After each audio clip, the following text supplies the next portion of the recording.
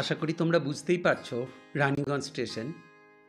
খুব ছোট্ট করে 5 দিনের জন্য আমি মা দিদিভাই বেরিয়ে পড়েছিলাম বেনারস ঘুরতে যাব বলে। অনেক আগেই টিকিটটা করা ছিল, তখন জানতাম না যে এই সময়টাতে এত ভিড় হবে।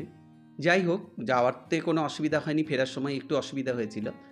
আর এই বেনারসের সমস্ত কিছু বর্ণনা, আমাদের ঘুরতে যাওয়া তোমাদেরকে দেখাবো ঘুরিয়ে আমার সঙ্গে বলেই এই ভিডিওটা বানাচ্ছি। ট্রেন এসে পড়েছে ঠিক 9:30টার সময়, হাওড়া অমৃতসর মিল। একটা রাত কাটিয়ে পরের দিন 9:30টার সময় এসে পৌঁছালাম বারাণসী স্টেশন, বারাণসী জংশন। বাইরে বেরিয়েই বারাণসী জংশন, এখান থেকে একটা অটো নিয়ে আমরা চলে যাব গোধুলিয়া মোড়। গোধুলিয়া মোড়ে নো এন্ট্রি থাকার জন্য আমরা এসে পৌঁছেছিলাম গির্জা মোড়ের ওখানে, নামতে হয়েছিল আমাদেরকে। এই গির্জা মোড়ে আমাদের হোটেল ছিল কাশি স্টে গেস্ট হাউস। আমাদের বৈশালীদি তার কিছুদিন আগেই বেনারস ঘুরে আসার জন্য এই হোটেলের ঠিকানা, হোটেলের নাম্বার বৈশালীদির কাছে পাওয়া গেছিলো এবং আমরা বুকিংও করেছিলাম। নন্দী বসে আছে, এটি হলো গোধুলিয়া মোড়। আর হোটেলের থেকে আমাদের কাছে লোক পাঠানো হয়েছিল আমাদের লাগেজগুলো নিয়ে যাওয়ার জন্য। একটু গলির ভেতরে, কিন্তু 2 নম্বর গেটের ভীষণ কাছে ছিল বলে আমরা দর্শনটাও খুব ভালো করেছি। এই যে কাশি স্টে গেস্ট হাউস, ছিমছাম পরিষ্কার পরিচ্ছন্ন একটা গেস্ট হাউস। থ্যাংক ইউ বৈশালীদি, তোমাকে থ্যাংক ইউ বলে ছোট করব না, তুমি আমাকে যথেষ্ট ভালোবাসো। আর জামাইবাবু আমাকে ডিটেলস বলে দিয়েছিল সমস্ত, কিভাবে যেতে হবে না যেতে হবে, আর ওনারাও খুব সহযোগিতা করেছেন। ট্রিপল বেড 1500 টাকা। দুপুরবেলায় লাঞ্চ সেরেই আমরা প্রথমেই যেটা করেছিলাম সেটা হচ্ছে নৌকা বিহার। জনপ্রতি 100 টাকা করে নৌকোয় ঘোরানো। আর এটা আমি বলবো আমরা যখন বেরিয়েছি তার থেকে আরেকটু পরে বেরোলে ভালো হয়। ঠিক লাইট জ্বলার, গোধূলি আলোটাতেও ভালো লাগে, আবার দূর থেকে লাইট জ্বলতে শুরু করলেও ভালো লাগে। নৌকা বিহারটা জনপ্রতি 100 টাকা করে। ওরা 40টা ঘাট ঘুরিয়ে দেখায়, বলে 40টা ঘাট, যাই হোক 40টা ঘাটের মতনই ওরা ঘুরিয়ে দেখায়। এখান থেকে ঘুরে যাওয়ার পর এই ঘাটটা ছিল সব থেকে পরিষ্কার পরিচ্ছন্ন। এটা আমরা পরের দিন তোমাদেরকে ঘুরিয়ে দেখাবো একদম কাছের থেকে। পরপর ঘাট, ঠিক মণিকর্ণিকা ঘাটের পরেই, এরপরেই আমরা গঙ্গা আরতিটা দেখব। জোগাড় শুরু হয়েছে আরতির, গঙ্গা আরতির জোগাড় শুরু হয়েছে। আর আমরা দেখব এটা একটা বোট ভাড়া করে, একটি সুসজ্জিত বোট, যেটাতে বসে দেখার জন্য 100 টাকা করে নিয়েছিল। তার মানে তোমাদের 200 টাকা খরচ পড়বে যদি তুমি ওই বোটই আবার ঘুরিয়ে দেখাচ্ছিল সন্ধ্যাবেলায়। তো আমরা তো আগেই ঘুরে নিয়েছি, যার জন্য 100 টাকা আরতি দেখার জন্য ওরা খুব ভালো চেয়ার ব্যবস্থা করেছিল। চেয়ারে সামনে থেকে একদম দেখা যায়, আর খুব সুন্দর ডেকোরেশন ছিল বোটটার। আর ঘুরে দেখার জন্য 100 টাকা, 200 টাকা জনপ্রতি। বসে পড়েছি আমরা বোটে, বলেছিলাম না খুব সুন্দর বোটটা ছিল, লাইট লাগানো ছিল। আরতি শুরু হচ্ছে, আরতিটা দেখে নাও। বুদ্ধিহীন তনু জানিকে সুমিরো পवन कुमार, बल बुद्धि विद्या देहु मोहि, हरहु कलेश विकार।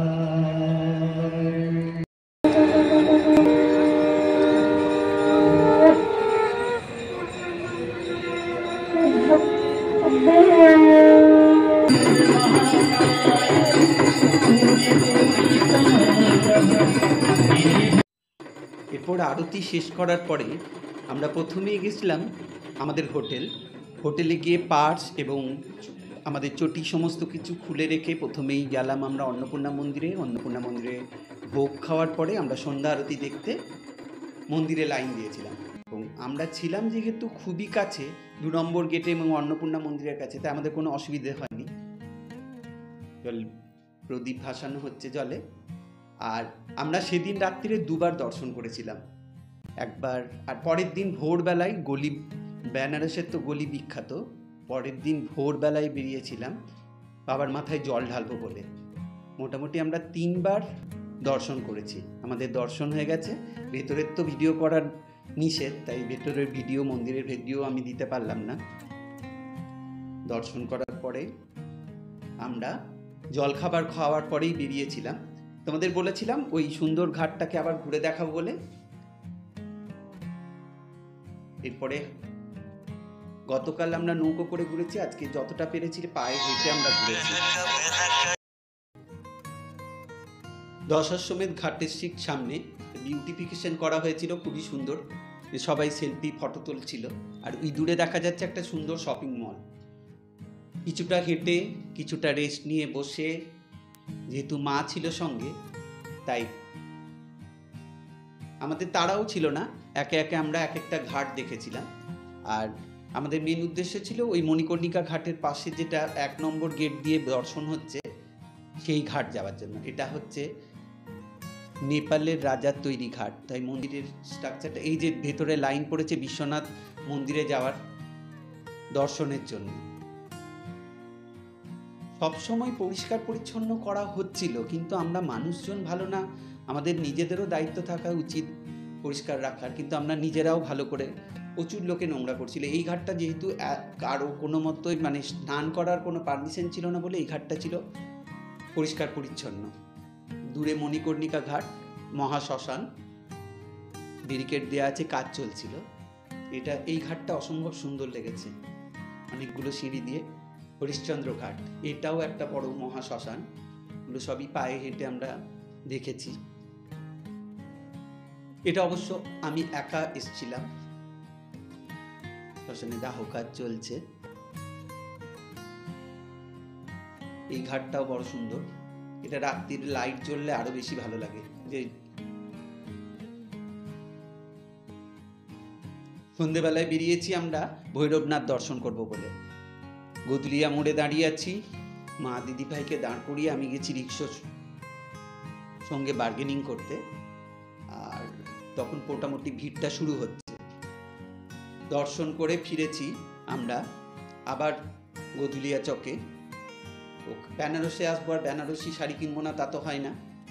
তাই একটা ভালো পছন্দের মতো দোকান দেখে সেখান থেকে শাড়ি কেনার পরে রাত্রে বাইরে ডিনার করে আমরা রাবড়ি খেয়েছি প্রচুর, আর মালাইও খেয়েছি। তবে চাটটা আমার সেরকমভাবে পছন্দ হয়নি। তবে আপরুচি খানা পররুচি পায় না, তো তোমরা তোমাদের মতো করে খেয়েও চাটটা ট্রাই করো। তারপরের দিন একটা অটো ভাড়া করে আমরা এসে পড়েছিলাম সাইট সিন করবো বলে। প্রথমেই আমাদের দর্শনীয় স্থান ছিল এই 108 শিবলিঙ্গ মন্দির। এটা একদম নতুন করেছে আমার যেটুকু মনে হলো। ক্রিস্টালের শিবলিঙ্গ, টোটাল শিবলিঙ্গ আছে এখানে 108টা। এটা খুবই সুন্দর।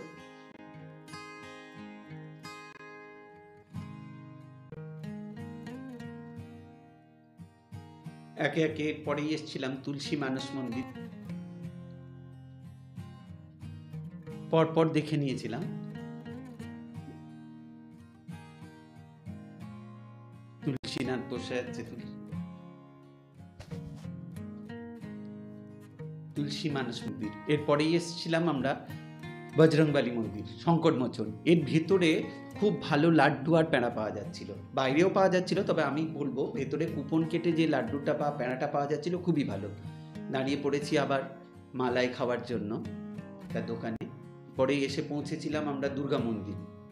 কোথাও ভেতরে তোলার ভিডিও করার পারমিশন নেই, বাইরে থেকেই। আর এরপরেই এসে পৌঁছেছিলাম বিএইচইউতে, অনেক বড় ইউনিভার্সিটি। কম্পাউন্ডটা ভীষণ বড়, কলেজ ক্যাম্পাসটা ভীষণ বড়। ওই একে একে এক একটা ডিপার্টমেন্টের এগুলো এক একটা হোস্টেল। অসম্ভব সুন্দর, খোলা মেলা, ঠিক আমাদের শান্তিনিকেতনের মতো অনেকটা পরিবেশ। আর এর ভেতরেও একটা বিশ্বনাথ মন্দির আছে, আমরা সেটাই দর্শন করব বলে যাচ্ছি।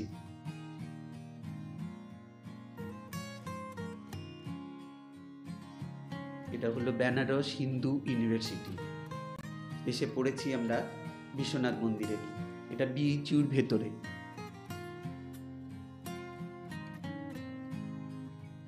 এটা বিড়লা টেম্পল।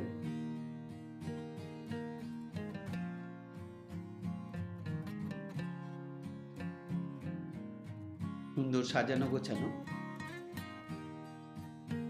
এখানেও লাইন পড়েছিল, তবে বিশেষ কিছু লাইন নয়, খুব সহজেই দর্শন করা যায়। এই যে এই শিবলিঙ্গ, জল ঢালা হচ্ছিল।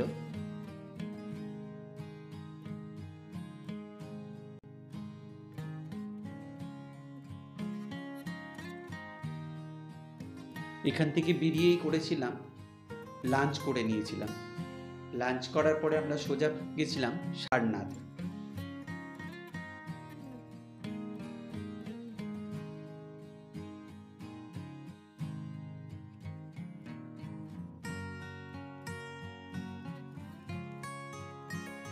খুব তাড়াতাড়ির মধ্যে দেখতে হয়েছিল, কারণ তখন বেলা 4:30, 5টার সময় সারনাথ বন্ধ হয়ে যাবে।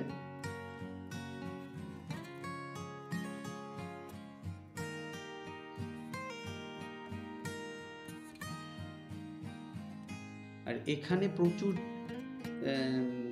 জাপানিজ পর্যটকরা এসেছিল, ওরা পুজো করছিল এখানে, তার ভিডিও করেছি, তারাও তোমাদের দেখাই। এই যে ওরা বিভিন্ন জায়গায়, সারনাথের বিভিন্ন জায়গায় ওরা সেদিন ওদের হয়তো কোনো রকম কোনো ফেস্টিভ্যাল ছিল, যার জন্য ওরা পুজো করছিল এখানে। জাপানিজ নয়, চাইনিজ কিছু একটা হবে।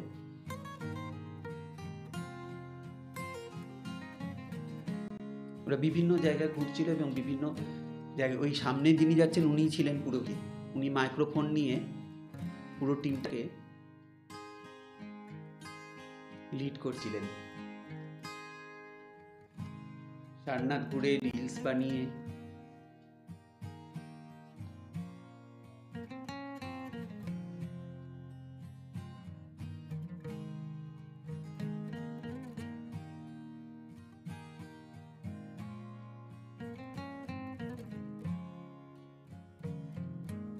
এখানেও ওরা বসেছে পুজো করার জন্য।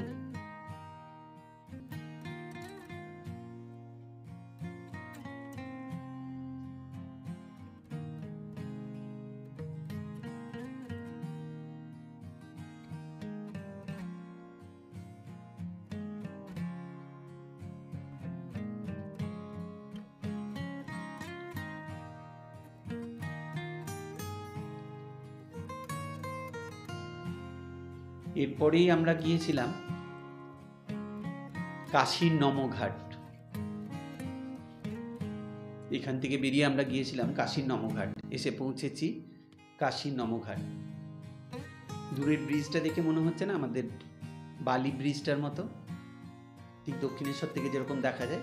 এই জায়গাটা ছিল খুবই ভালো। এই জায়গাটা হয়তো ওই সাইট সিনের মধ্যে থাকে না, কিন্তু তোমরা এটাতে আসার জন্য বললে ওরা নিয়ে আসবে। আমরা যখন দশাশ্বমেধ ঘাটের থেকে আমাদের বলেছিল নৌকো করে নিয়ে আসার জন্য এই জায়গাটায়, আমাদের 4,000 টাকা চেয়েছিল, কিন্তু আমাদের ওই অটোওয়ালাই আমাদেরকে এই নমঘাটটা আমাদেরকে ঘুরিয়েছিল। আর এই ব্রিজটা হচ্ছে ডবল ডেকার, অনেকটা গোদাবরী ব্রিজের মতো। ওপর দিয়ে এমনি যানবাহন যাচ্ছিল আর নিচে দিয়ে যাচ্ছিল ট্রেন। নমঘাট ঘোরা হলো, এইটাই আমাদের আজকেই শেষ রাত্রি। কালকে আমাদের ফেরার পালা। ভিডিওটা কেমন লাগলো তোমরা অবশ্যই কমেন্ট করে জানিও। ফেরাটা মোটেই সুখের হয়নি।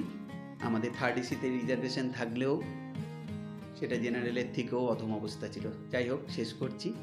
আর বেনারসে এসে পান খাবো না সেটা তো কখনোই হতে পারে না, তাই পান খেয়ে আমাদের এই যাত্রায়, বেনারস যাত্রা সমাপ্ত করলাম।